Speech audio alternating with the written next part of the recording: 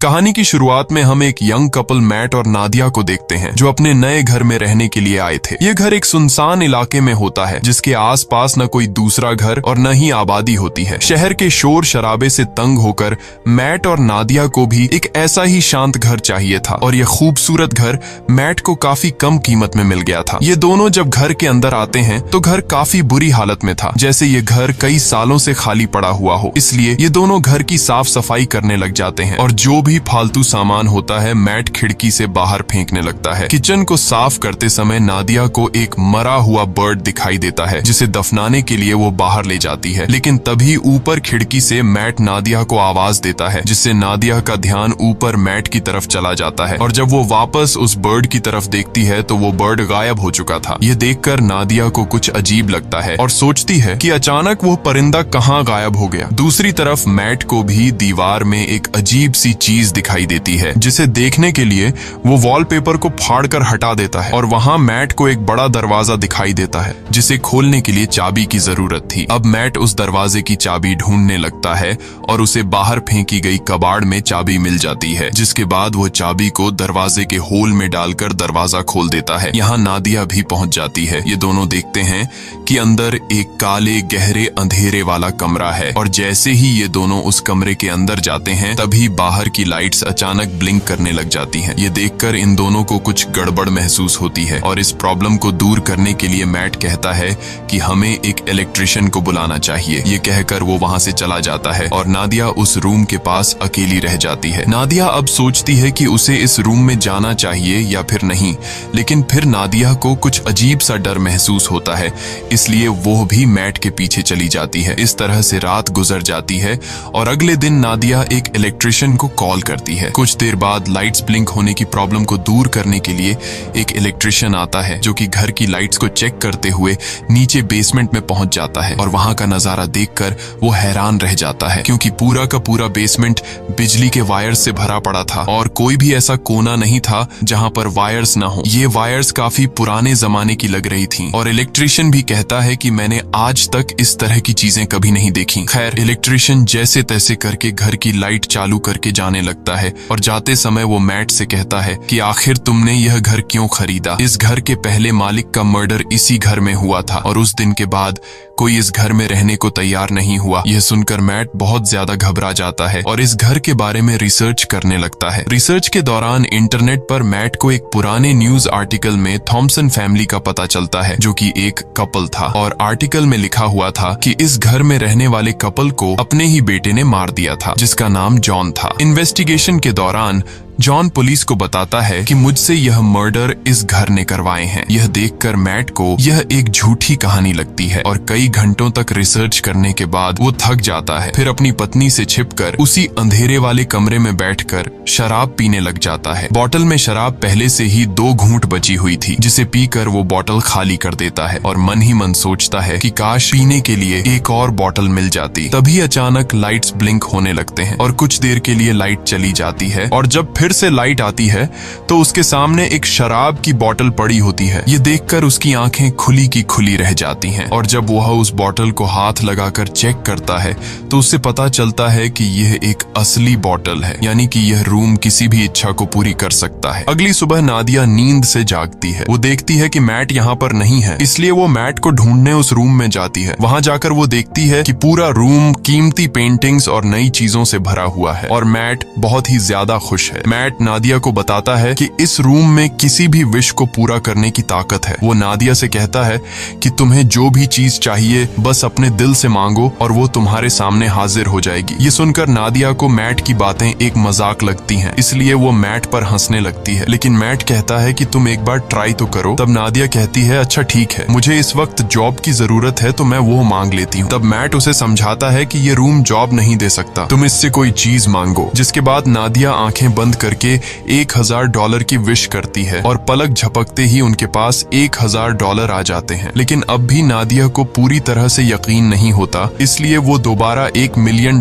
की विश करती है और पहले की तरह इस बार भी उन्हें $1 मिलियन मिल जाते हैं। अब नादिया को भी यकीन हो जाता है कि यह रूम कोई नॉर्मल रूम नहीं बल्कि हर एक ख्वाहिश को पूरा करने वाला रूम है। और बस फिर क्या, ये लोग उस रूम से एक के बाद एक महंगी चीज मांगते हैं और वो चीज उनके सामने हाजिर हो जाती है। ये लोग महंगी wines, expensive clothes, diamond, gold, खाने पीने की चीजें और ढेर सारे पैसे इकट्ठा कर लेते हैं। ये दोनों रातों रात मिलियनेयर बन जाते हैं और खुशी खुशी उनकी जिंदगी गुजरने लगती है। रात को नादिया मैट से पूछती है कि आखिर ये रूम उनकी इतनी सारी विशेस कैसे पूरी कर रहा है, लेकिन मैट कहता है कि हमें इस बारे में बिल्कुल भी नहीं सोचना चाहिए, हमें बस एंजॉय करना है। इस तरह से ये दोनों अगले कई दिनों तक अपनी जिंदगी बिलियनियर्स की तरह गुजारते हैं। हर बार जब भी उनकी कोई विश होती तो लाइट्स टिमटिमाती और उनकी सारी ख्वाहिशें बेसमेंट में बने उस रूम में तुरंत पूरी हो जाती। ये दोनों डांस करते हैं, पार्टीज करते हैं और खूब मजे लेते हैं। लेकिन उनकी यह चमक दमक वाली जिंदगी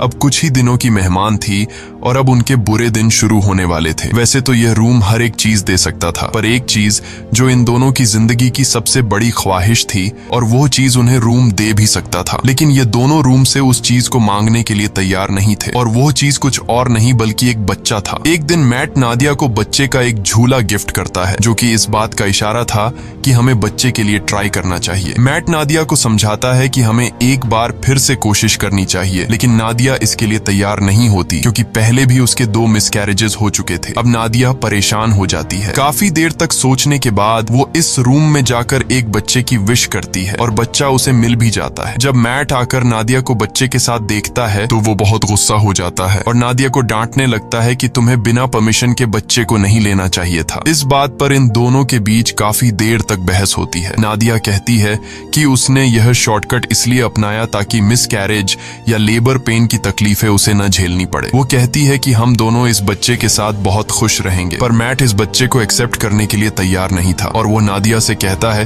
कि तुम उस रूम में जाकर रूम से इस बच्चे को वापस लेने की विश करो। अब नादिया न चाहते हुए भी उस रूम में आती है और बच्चे को गायब करने की कोशिश करती है, पर वो ऐसा नहीं कर पाती, इसलिए वो बच्चे को मैट के हवाले कर देती है। अब गोद में बच्चे को लेकर मैट भी इमोशनल हो जाता है और वो भी उस बच्चे को गायब करने की विश नहीं कर पाता और बच्चे को वापस नादिया की गोद में डाल देता है। अब यह दोनों फैसला कर लेते हैं कि इस बच्चे को पालेंगे और इस तरह से ये दोनों एक बच्चे के पेरेंट्स भी बन जाते हैं। अब बच्चे को लेकर नादिया तो काफी खुश थी, पर मैट को इस बच्चे से बिल्कुल भी लगाव नहीं था और मैट इस रूम के बारे में और जानकारी हासिल करना चाहता था, इसलिए वो फिर से रिसर्च करने लग जाता है और उससे पता चलता है कि वो लड़का जिसने इस घर के ओनर यानी अपने माँ बाप को मार दिया था वो अभी भी जिंदा है और एक मेंटल हॉस्पिटल में जिंदगी बिता रहा है। यह जानने के बाद मैट अपने विश के जरिए मांगे गए पैसों के ढेर से कुछ पैसे अपनी पॉकेट में रखता है और जॉन से मिलने के लिए निकल पड़ता है। हॉस्पिटल पहुंचने के बाद नर्स मैट से पूछती है, क्या तुम एक रिपोर्टर हो? क्योंकि पिछले 45 सालों से जॉन के लिए कोई भी परिवार का बंदा नहीं आया। ये सुनकर मैट झूठ बोल देता है कि मैं भी एक रिपोर्टर हूँ। कुछ देर बाद जॉन आता है। जॉन बूढ़ा हो चुका था और जॉन पीछे वाले टेबल पर बैठकर मैट से कहता है, मुझे तुम्हारा ही इंतजार था। ये सुनकर मैट को कुछ अजीब लगता है और वो डायरेक्ट जॉन से पूछता है कि तुम इस रूम के बारे में क्या जानते हो और तुमने अपने मॉम डैड को क्यों मारा? तब जॉन कहता है कि मैंने अपने पेरेंट्स को नहीं मारा, बल्कि उस रूम ने मुझसे यह करवाया। इसके बाद जॉन मुस्कुराते हुए कहता है, मुझे पता है कि तुम अभी मजे कर रहे हो, खूब खाना पीना, महंगे कपड़े और एंजॉय, लेकिन जल्द ही इसकी कीमत तुम्हें चुकानी पड़ेगी। और जॉन मैट से कहता है, जितनी जल्दी हो सके इस घर को छोड़ दो। मैट को जॉन की दिमागी हालत ठीक नहीं लगती, इसलिए वो उसे वहीं पर छोड़कर घर लौटने लगता है। रास्ते में वो पेट्रोल पंप पर गाड़ी में पेट्रोल डालने के लिए गाड़ी खड़ी करता है। पेट्रोल डलवाने के बाद जब मैट एम्प्लॉई को पैसे देने के लिए जेब में हाथ डालता है तो उसके हाथ में पैसों की जगह राख निकलती है। यह देखकर वो परेशान हो जाता है और दूसरी जेब से एम्प्लॉई को पैसे पकड़ाकर सीधे घर पहुंचता है और सोचने लगता है कि जाते हुए उसने ढेर सारे पैसे अपनी जेब में डाले थे, फिर अचानक वो पैसे कहां गायब हो गए। अब इस बात को कंफर्म करने के लिए उसने रूम से विश के जरिए जो पैसे मांगे थे वो उन पैसों को उठाकर बाहर खिड़की से फेंक देता है और देखते ही देखते वो पैसे अचानक गायब हो जाते हैं। इसके बाद मैट विश के जरिए मांगी गई एक पेंटिंग को उठाकर उसका आधा हिस्सा घर के अंदर रखता है और आधा बाहर। कुछ ही देर बाद जो हिस्सा घर से बाहर था वो राख में बदल जाता है और बाकी का हिस्सा वैसा का वैसा ही रहता है। यह देखकर मैट समझ जाता है कि वो लोग इस रूम से मिली किसी भी चीज को घर के बाहर नहीं ले जा सकते, नहीं तो वो सारी चीजें राख में बदल जाएंगी। मैट अब रूम की दीवार को तोड़ने लगता है ताकि उसे पता चल सके कि आखिर इस रूम में क्या छिपा है, पर दीवारों के अंदर उलझी हुई वायर्स के अलावा और कुछ भी नहीं था। हर जगह बस वायर्स ही वायर्स थीं। दीवारों को तोड़ने के शोर से नादिया भी वहां पर पहुंच जाती है। नादिया बच्चे को गोद में लिए बाहर की तरफ जाने लगती है, पर मैट उसे बाहर जाने से रोक लेता है और कहता है कि बच्चे को बाहर ले जाना सेफ नहीं है। वो उसे असली वजह नहीं बता पाता, मगर खुद उसे पता चल चुका था कि जो कुछ भी उस कमरे से विश के जरिए मांगा गया है, उसे यहाँ से बाहर निकालने पर वो खत्म हो जाएगा। लेकिन मैट के मना करने के बावजूद भी नादिया बच्चे को बाहर ले जाती है। बाहर ले जाते ही बच्चा जोर जोर से रोना शुरू कर देता है और उसका कलर बदलने लगता है। यह देखकर नादिया भी चिल्लाने लगती है। नादिया की आवाज सुनकर मैट दौड़कर उसके पास जाता है और दोनों को उठाकर घर के अंदर ले आता है। और अब हम देखते हैं कि वो छोटा बच्चा अब छोटा बच्चा नहीं रहा, बल्कि वो कुछ ही सेकंड में 8 साल का लड़का बन चुका था। यहाँ मैट नादिया को सारी सच्चाई बता देता है कि वो रूम हमारी हर विश को पूरी कर सकता है, पर हम उसकी दी हुई चीजों को घर से बाहर नहीं निकाल सकते, वरना वो चीजें पुरानी होकर राख में बदल जाएंगी। ये सुनकर नादिया को बहुत दुख होता है और अब ये दोनों डिसाइड करते हैं कि इस बच्चे को घर में ही रखेंगे, कभी भी बाहर जाने नहीं देंगे, नहीं तो वो मारा जाएगा। इस तरह से दिन गुजरते हैं। नादिया बच्चे को घर के अंदर ही सब चीजें सिखाती है। वो उसे अपना बेटा मानती है और इस बच्चे का नाम रखती है शेन। शेन बाकी बच्चों से काफी अलग था। वो किसी की भी बात नहीं मानता और न ही उस पर किसी बात का असर पड़ता। उसकी हरकतें बिल्कुल भी बच्चों जैसी नहीं थीं। खाने के दौरान वो बर्फ खाया करता था, लेकिन इन सब हरकतों के बावजूद भी नादिया शेन से बहुत ज्यादा प्यार करती थी। नादिया शेन को समझाती है कि वो घर के बाहर नहीं जा सकता, क्योंकि बाहर खतरनाक लोग हैं जो उसे मार देंगे। ये सुनकर शेन बहुत मायूस हो जाता है और घर के अंदर कभी खिड़की तो कभी दरवाजे से बाहर की दुनिया देखता है। नादिया जब भी घर से बाहर निकलती या फिर घर के अंदर आती, तब वो दरवाजे में ताला लगा दिया करती ताकि शेन घर से बाहर ना निकल सके। एक दिन जब शेन घर में स्नो ग्लोब से खेल रहा था, तभी वहां पर मैट आता है। अब क्योंकि मैट को शेन से बिल्कुल भी लगाव नहीं था, इसलिए वो शेन को डांटता है कि तुम्हें यहाँ पर नहीं खेलना चाहिए। डर के मारे शेन के हाथ से स्नो ग्लोब नीचे गिरकर टूट जाता है। शेन को मैट के इस बर्ताव से बहुत दुख होता है। रात को शेन उन दोनों के कमरे के पास जाकर चुपके से नादिया और मैट की बातें सुनने लगता है। वो दोनों उस रूम के बारे में बातें करते हैं। यह सुनकर शेन को शक होने लगता है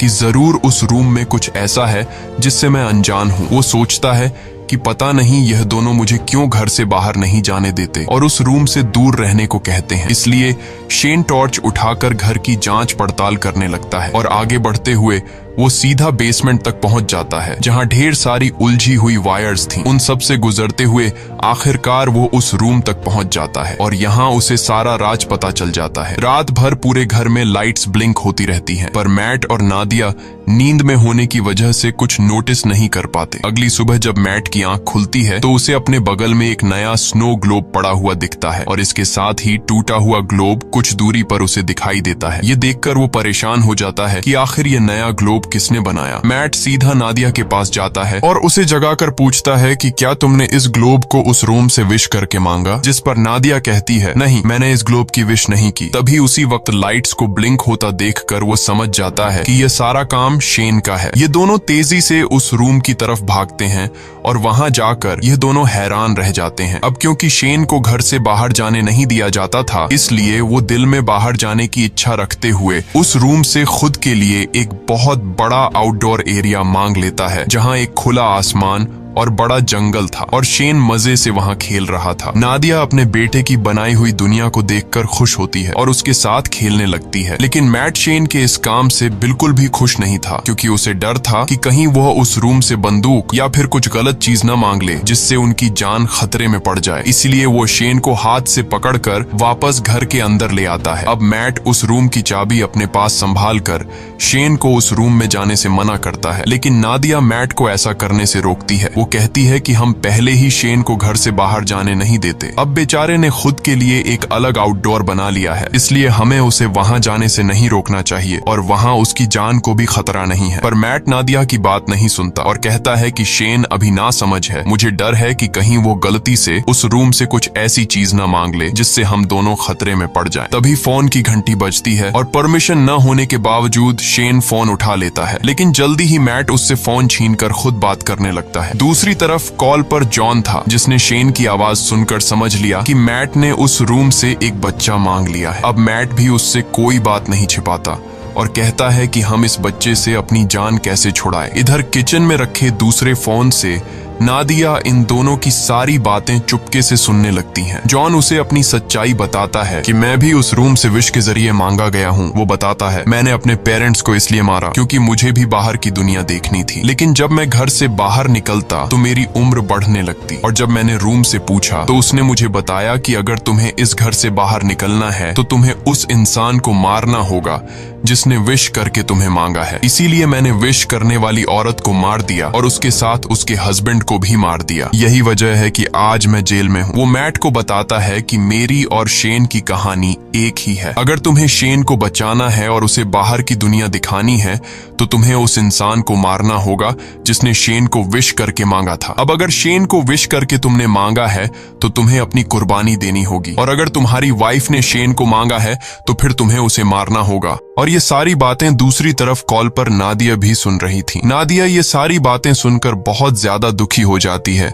और वो गाड़ी निकालकर घर छोड़कर चली जाती है, जिससे मैट को उसकी फिक्र होने लगती है। नादिया शेन को जिंदगी देने के लिए खुद को मारने का सोचती है, पर वो ऐसा नहीं कर पाती। इधर मैट टेबल पर बैठकर शेन के साथ डिनर करने लग जाता है। तब शेन मैट से पूछता है कि मेरी मॉम कहाँ गई, और उससे और भी कई सारे सवाल पूछता है, जिससे झुंझलाकर वो शेन को बता देता है कि वो उनका असली बेटा नहीं है और न ही उसकी कोई पेरेंट्स है। इतना ही नहीं, वो गुस्से में आकर शेन को रूम से बाहर निकाल देता है। डर के मारे शेन रोते हुए ऊपर अपने रूम में चला जाता है। कुछ ही देर में मैट को अपनी गलती का एहसास होता है। वो शेन के रूम में जाकर उससे माफी मांगने लगता है और सारी रात वो दोनों साथ में सोते हैं। जब नादिया वापस घर लौटती है तो इन दोनों को एक साथ सोते देखकर उसे बहुत अच्छा लगता है। कुछ देर बाद मैट की आंख खुल जाती है और वो देखता है कि नादिया घर वापस आ चुकी है। मैट नादिया से कहता है कि मैं तुम्हारे लिए बहुत ज्यादा परेशान हो रहा था, और कहता है मुझे माफ कर दो क्योंकि मैं शेन पर चिल्लाया और तुमसे भी झगड़ा किया। बातचीत के दौरान ये दोनों एक दूसरे के करीब आने लगते हैं और जब ये दोनों रूम में इंटीमेट हो रहे थे तब शेन चुपकर दरवाजे से उन्हें देखने लगता है। वो अपने दिल में नादिया के लिए अट्रैक्शन महसूस करता है। अब उसे भी ये सारी चीजें करनी थी, इसलिए अब वो इन दोनों के सोने का इंतजार करता है। जब ये दोनों गहरी नींद में चले जाते हैं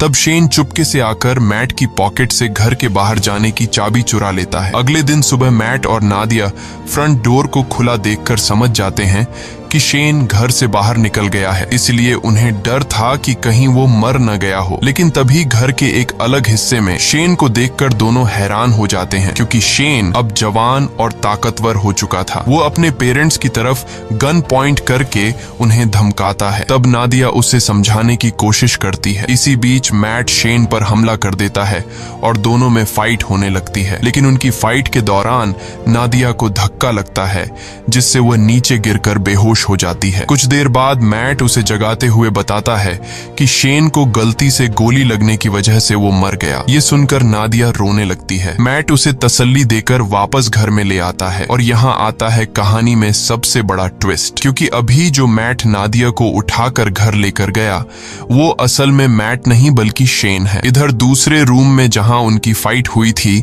असली मैट होश में आ जाता है और पूरे घर में अपनी वाइफ की तलाश करता है। तभी लाइट्स को फिर से टिमटिमाते देखकर वो उस रूम की तरफ जाता है, पर वहां भी उसकी वाइफ नादिया मौजूद नहीं थी। इधर नादिया को बिल्कुल भी खबर नहीं थी कि इसके साथ बैठा हुआ आदमी मैट नहीं बल्कि शेन है। लेकिन नादिया को भी मैट में कुछ बदलाव नजर आता है और जल्द ही उसकी बर्फ खाने की आदत से नादिया को पता चल जाता है कि ये मैट नहीं बल्कि शेन है, जिसने रूम से विश करके अपने आप को मैट का रूप दे दिया है। दूसरी तरफ असली मैट समझ जाता है कि वो अकेला इस घर में फंसा कहता है शेन ने उसकी वाइफ को इस घर से किसी दूसरे घर में विश के जरिए शिफ्ट कर लिया है। अब वो इस घर से बाहर निकलने के लिए पूरी ताकत लगाकर दीवार को तोड़ने लगता है और आखिर सारे वायर्स को पार करके वह उस रूम तक पहुंच जाता है जो कि अब एक जंगल था जहां ढेर सारे ऊंचे ऊंचे पेड़ थे। वहां जाकर मैट को पता चलता है कि शेन ने रूम का यूज करके इस जगह को काफी बड़ा कर लिया था और वहां शेन ने उन्हीं की तरह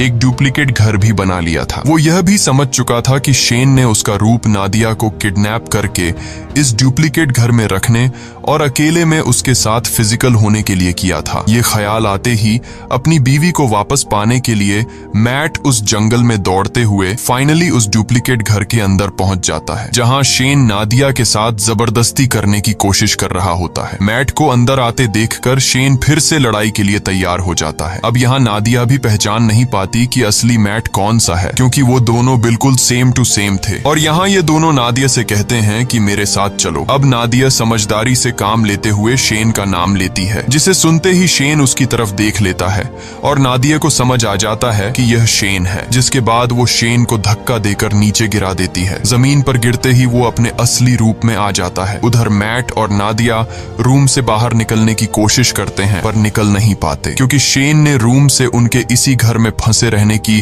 विश मांगी हुई थी। लाख कोशिशों के बाद भी जब वो लोग घर से नहीं निकल पाते तो मैट रुक जाता है और वहां से निकलने का कोई तरीका सोचने लगता है। यहाँ मैट होशियारी से एक ऐसी विश करता है कि हम दोनों का नया रूप इस घर के अंदर ही रहे और हमारा असली रूप इस घर से बाहर चला जाए। तभी अचानक वहां पर शेन भी आ जाता है और मैट को चाकू घोंपकर मार डालता है। इसके बाद वो नादिया को समझाने लगता है कि तुम मैट को भूल जाओ और मेरे साथ रहो। लेकिन इन्हीं बातों के दौरान उसे एहसास होता है कि यह दरअसल मैट और नादिया के क्लोन है, जबकि असली मैट और नादिया दौड़कर रूम के बाहर जंगल की तरफ भागते हैं। यह देखकर शेन बहुत गुस्सा हो जाता है और तेजी से उनके पीछे दौड़ने लगता है। यहाँ यह दोनों असली घर में पहुंच जाते हैं। जब शेन भी असली घर में पहुंचता है तो वो दौड़कर मैट पर अटैक कर देता है, लेकिन यहाँ मैट समझदारी से काम लेते हुए शेन को कसकर पकड़कर अपने साथ घर से बाहर निकाल लेता है। शेन अपनी जान को खतरे में देखकर वापस दरवाजे की तरफ भागता है पर अंदर घुसने से पहले ही नादिया दरवाजा बंद कर लेती है। अब यहाँ शेन नादिया को बहकाने की कोशिश करता है। वो कहता है प्लीज मॉम मेरे लिए दरवाजा खोल दो, लेकिन नादिया अब समझ चुकी थी, इसलिए वो रोते हुए शेन को बूढ़ा होते देखती है। धीरे धीरे उसकी बॉडी गलने लगती है और आखिर में वो राख में बदल जाता है। नादिया उसके पास आती है और उसकी बॉडी से बनी हुई राख को हाथ में उठाकर रोने लगती है क्योंकि नादिया ने उसे अपना बेटा माना था। इसके बाद मैट नादिया के पास आता है और दोनों एक दूसरे को गले लगा लेते हैं। अब सीन शिफ्ट होता है और हमें कुछ महीने बाद का सीन दिखाया जाता है जहां मैट और नादिया एक छोटे से घर में सेटल्ड हो जाते हैं और सुकून से रहने लगते हैं। पर थोड़े ही दिनों बाद नादिया डरते हुए अपना प्रेगनेंसी टेस्ट करती है और रिपोर्ट पॉजिटिव आती है, यानी अब इन दोनों का खुद का एक बेबी आने वाला है। इसी के साथ ये कहानी खत्म हो जाती है। अगर आपको ये वीडियो अच्छी लगी हो तो हमारे चैनल को सब्सक्राइब और वीडियो को लाइक जरूर कीजिएगा।